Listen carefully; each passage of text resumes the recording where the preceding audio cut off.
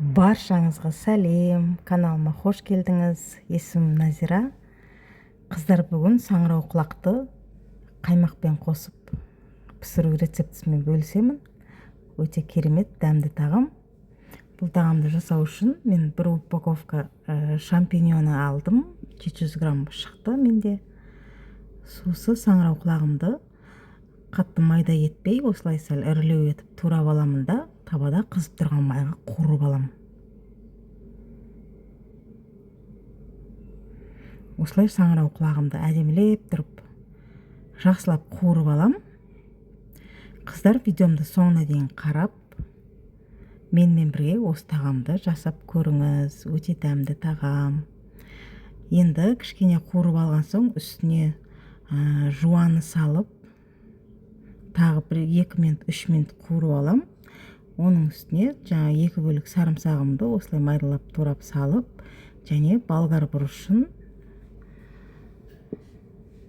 саламын.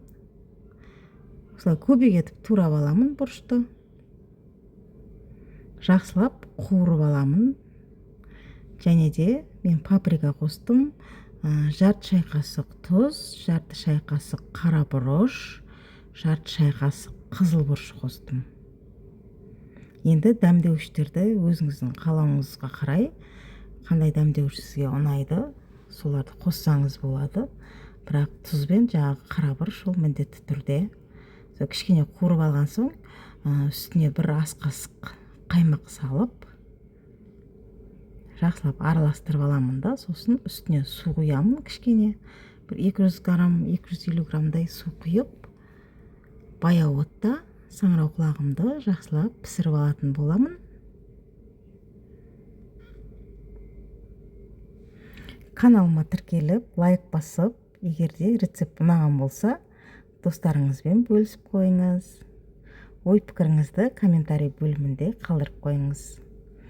Мінекей, менің саңырауқұлағым дайын болды, пісті. Енді мен гарниріне картофельный пюре жасадым. Сосын гречканы қайнатып, гречка пісіріп қойдым. 2 түрлі гарнир жасадым. Гарнирді енді өзіңіздің қалауыңыз бойынша макароннан, вермишельден, күріштен жасасаңыз болады. Мендегі картофельный пюре мен гречка. 2 түрлі гарнир жасадым. Осылай саңырауқұлақты дәмді етіп пісіруге болады, қыздар. Осылай жасап көруге сізге кеңес беремін. Каналыма тіркеліп, лайк басқаныңыз үшін сізге көп рахмет. Менің каналымда күнделікті неше түрлі дәмді рецептер шығатын болады. Сол үшін төмендегі подписаться батырмасын басып, тіркеліп алыңыз. Сау болыңыз.